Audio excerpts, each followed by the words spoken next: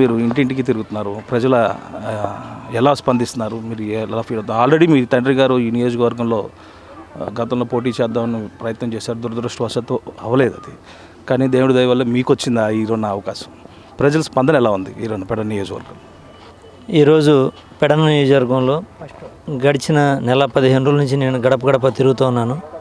ఈ నెల 2 నెలల కాలంలో దాదాపు నేను ప్రతి ఊర్లో ప్రతి గడప టచ్ చేసే, అంటే ఇప్పటివరకు తిరిగిన వాటిలో ఏ ఇల్లు వదలకుండా, అంటే ప్రతి గడపలో కూడా అవాతాతలు అయితే మటుకు మాకు అన్నం పెట్టే మా పెద్ద కొడుకు అయ్యే అలాంటి వాడిని మేము ఎందుకు వదులుకుంటామని చెప్పేసి అన్నారు. అదే ఆడవాళ్ళు అయితే కనుక ఖచ్చితంగా ఆయన వల్ల మాకు చాలా మంచి జరుగుతుంది, అమ్మఒడి వస్తుంది, లేకపోతే డ్వాక్రా మాఫీ కానీ, సున్నా వడ్డీలు కానీ, లేకపోతే ఇంకా పై చదువులు చదువుకునే విద్యా దీవెన కానీ, వసతి దీవెన, ఇలాంటి పథకాలన్నీ వచ్చి మా బిడ్డల చదువులకి చాలా ఉపయోగంగా ఉంది.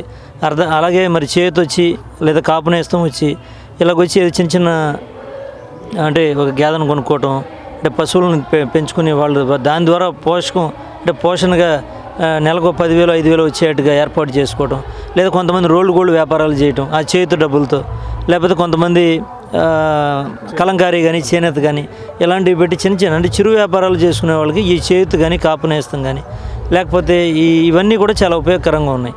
అట్లానే మరి ఈ యువతకు వచ్చేదానికి చదువుల విషయంలో అన్ని రకాలుగా కూడా జగన్మోహన్ రెడ్డి గారు అంగన్వాడీ దగ్గర నుంచి పై చదువులు చదివే ఇంజనీరింగ్ వరకు కూడా ఫీజు రీఎంబర్స్మెంట్ చేస్తున్నారు. కాబట్టి చాలా బాగుంది మాకు అని చెప్పేసి చెప్తా ఉన్నారు. అంటే ఎవరైతే పండు ముసలి అంటే మన చిన్నపిల్లాడు దగ్గర నుంచి పై వరకు పెద్దవాళ్ళు పండు ముసలి వరకు కూడా పెన్షన్ కూడా తీసుకొచ్చి ఇంటికి ఇస్తున్నారు.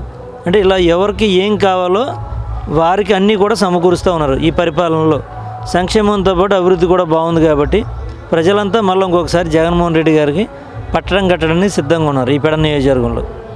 అంటే టీడీపీ జనసేన ఉమ్మడి కూటమితో మేము బలంగా ఉన్నాం, ఏవైనా సరే ఇప్పుడు అభివృద్ధి చేయలేదు జగన్మోహన్ రెడ్డి అని చెప్తున్నారు. దాని మీద మీరేమో అంటే జగన్మోహన్ రెడ్డి గారు అభివృద్ధి చేశారో లేదో ఒకసారి గ్రామాల్లోకి వచ్చి చూడమని చెప్పండి, ఎవరైనా సరే ఎవరైనా. ఎందుకంటే చంద్రబాబు నాయుడు గారు పరిపాలనలో అంటే ఇక్కడ ఒకటి గమనించాలి మనం. జగన్మోహన్ రెడ్డి గారు ఏమంటున్నాడు, నేను మీ కుటుంబానికి మంచి చేశాను అంటే నాకు ఓటేయండి అంటున్నాడు. అలాగే ఇప్పుడు అలాగా నేను మంచి చేస్తే నాకు ఓటేయండి అనే ధైర్యం చంద్రబాబు నాయుడు గారికి ఉందా? అలానే మరి ఇప్పుడు మీరు చెప్పారు అభివృద్ధి విషయంగా గ్రామాల్లో సచివాలయం ఉంది, సచివాలయ వ్యవస్థ. దాని ద్వారా ఎంఆర్ఓ ఆఫీసుల చుట్టూ ఎండి ఆఫీసుల చుట్టూ తిరగకుండా గ్రామాల్లో రిజిస్ట్రేషన్లు కానీ, గ్రామాల్లో అన్ని సర్టిఫికేట్స్ కానీ, లేదు వివిధ రకాల సేవలన్నీ జరుగుతూ ఉన్నాయి సచివాలయ వ్యవస్థ తీసుకొచ్చి. అలాగే ఆర్బీకే వ్యవస్థ, అలాగే వెల్నెస్ సెంటర్, ఒక డాక్టర్ని ఎంబీబీఎస్ డాక్టర్ని తీసుకొచ్చి కూర్చోబెట్టి, అంటే ఇది అంత అభివృద్ధి కాదా అని అడుగుతా ఉన్నాం. అలాగే రోడ్ల విషయంగా కూడా ప్రతి గ్రామ సచివాలయానికి ఒక 40 లక్షల రూపాయలు సిమెంట్ రోడ్లు కానీ లేకపోతే డ్రైన్లు కానీ పెట్టి అభివృద్ధి చేశారు. అంటే ఓవర్ నైట్లో మొత్తం భూమి ఆకాశం కలిపి చేయాలంటే చంద్రబాబు నాయుడు గారు వాళ్ళు కూడా కాదు. 14 ఏళ్ళు ముఖ్యమంత్రి చేసి ఆయన ఏం చేశారు అభివృద్ధి ఒకసారి వెనక్కి తిరిగి చూసుకుంటే ప్రజలే చెప్తారు.